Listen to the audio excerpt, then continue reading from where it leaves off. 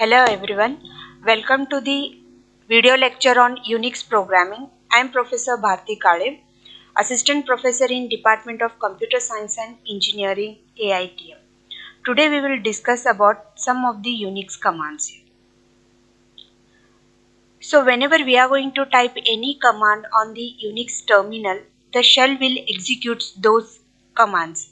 But before executing those commands, the shell will classify or recognize those commands in the two types. The first one is the internal commands and second one will be the external commands. So there are some commands which are not found anywhere, means for those commands no separate folder has been or file has been created, and some which are normally not executed even they are in one of the directories which has been specified by the path variable. So such commands has been called as the internal commands. So we can say that the commands which are not built into the shell, those has been called as the internal commands. These commands are implemented as a part of the shell itself rather than a separate executable files. So whenever the external command has to be executed, the shell will search for its path given in the path variable, and also a new process has to be created and that command will be get executed. Such commands which has been built in are called as the internal commands. Whenever the internal command is entered, it is directly executed by the shell. So whenever you are going to type any command on the terminal, the shell will first check whether that command is internal command or the external command. If it is internal command, then directly it will be get executed. No separate process will be get created for that command. Similarly, if you are going to perform any variable assignments like x is equal to file, for this variable assignment statements also a separate process will be not created. Then second type of the command will be external commands. These are the commands which are built into the shells. Some commands which has an independent existence in the /bin or the /user/bin directory. Such commands has been called as the external commands. So these external commands, they have a separate file in the /bin or the /user/bin directory. So such commands has been called as the external command. For all the shell built-in commands, the execution of the same is fast in the sense that the shell does not have to search a given path for them in the path variable. Directly the shell will open that file which has been present in the /bin directory, and the file name will be same as the command name. So directly that file will be get opened and that file will be get executed. So such commands has been called as the external commands. Just make a note here, most of the commands are external in nature, but there are some which are not really found anywhere and some which are normally not executed even if they are in one of the directories which has been specified by the path variable. For example, echo command is there. We'll see here. Just check here. Just I am going to execute the ls command.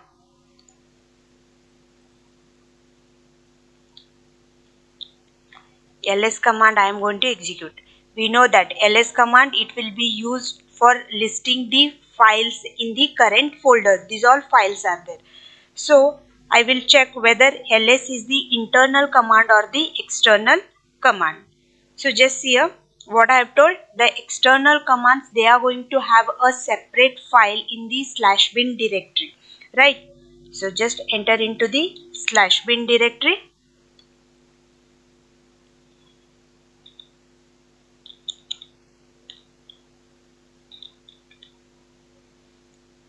Then next I am listing all the files which has been present in the /bin directory. So just see here, with the name ls, one file is created here. So whenever I am going to type a ls command on the terminal, the shell will pass the control to the /bin directory. This file will be get opened and it will be get executed. So such commands has been called as the external command.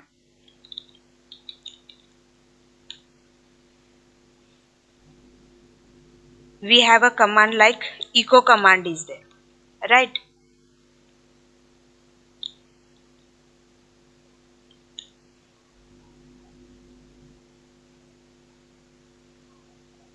So we will check whether echo folder is present in the /bin directory or no.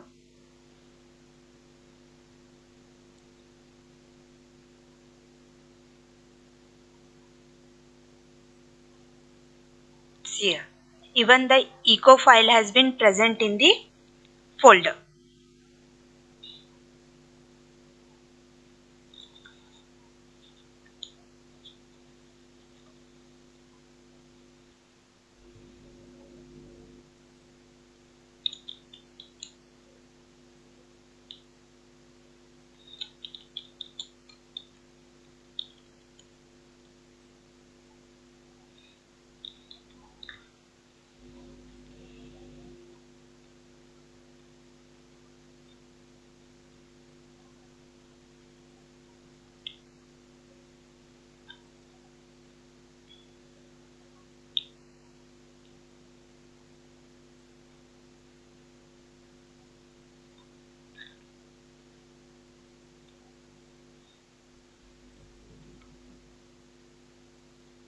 Okay. Then next is getting the list of internal commands. With the help of help command, we can list all the internal commands which has been present in the Linux operating system. Then how we are going to find out whether the entered command is internal or the external? That thing will be done by using the command called type.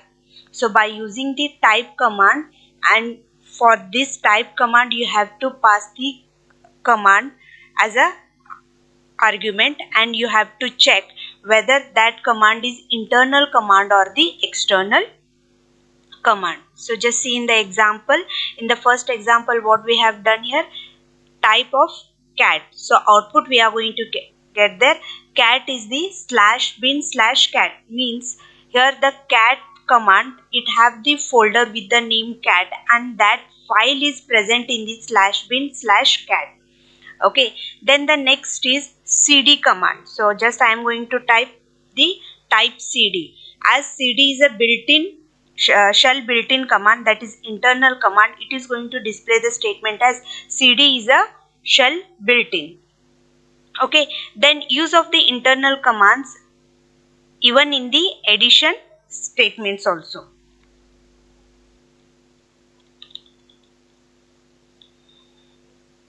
Just I am going to type here type of cd. So cd is the built-in command, that statement will be displayed.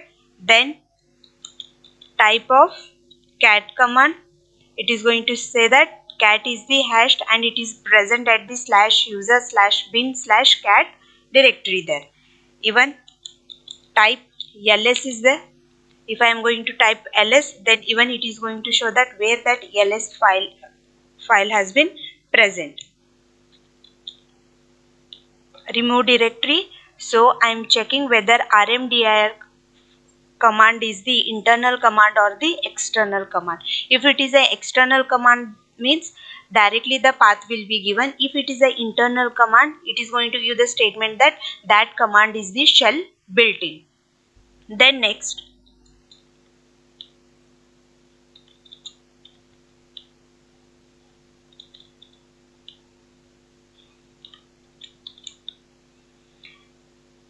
even these internal commands can be used for the addition purpose also.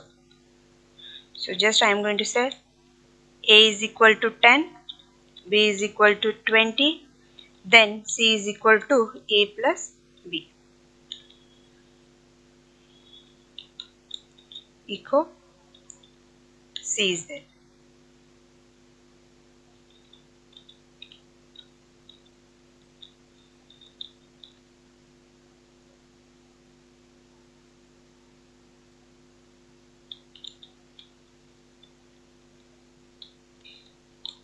So directly we are going to get the answer as 30. So even the assignment operators or assignment statement, it can be used as the internal commands there.